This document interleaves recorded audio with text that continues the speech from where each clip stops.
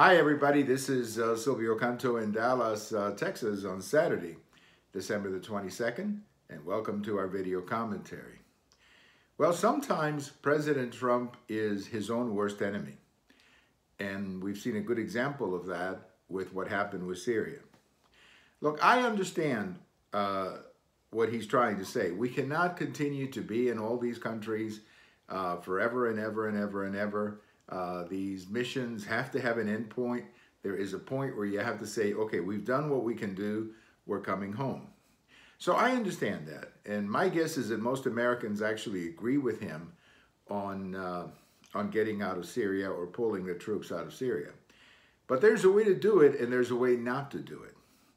And I think it would have been a lot wiser had President Trump communicated this in private to Secretary of Defense Mattis, maybe to the State Department, maybe to the leaders of the Congress, and said, look, this is what I'm planning to do.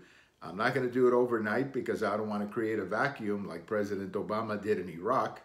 And that vacuum, by the way, that President Obama left in Iraq when we pulled our troops in 2011 is one of the reasons we're in Syria in the first place. So you don't want to repeat that mistake. But on the other hand, you do have an objective of getting out. So I would have just called in Secretary Mattis or maybe the leaders of the House or Senate and said, look, this is where I'm going.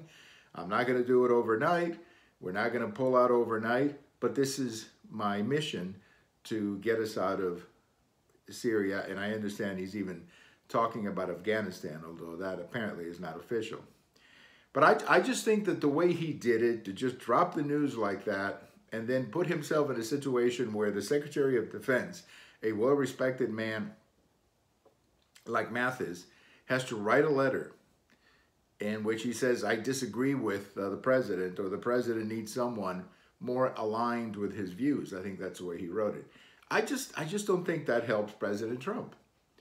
You know, I just don't think it helps him at all. So once again, we see President Trump, in a sense, shooting himself in the foot by saying things that he wasn't quite ready to say.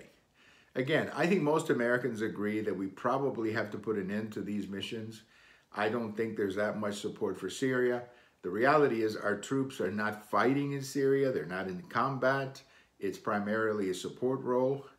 At the same time, we're not getting out of the region. If we had to come back in, if we had to attack Assad, let's say, because he's using chemical weapons, we could do that fairly easily. But I just think the way this was done does not help President Trump. And all it does is it gives the media and the Democrats an opportunity to talk about chaos and all this kind of stuff. I mean, they're overdoing it, but nevertheless, if you give them a chance, they're going to overdo it. So bad idea, President Trump, not to get out of Syria, but the way that it was done or the way that it was presented to the American people. Well, thank you for watching. We have all of these on YouTube, on Twitter, and on my blog. And if December 22nd is your birthday, happy birthday. Bye-bye, everybody.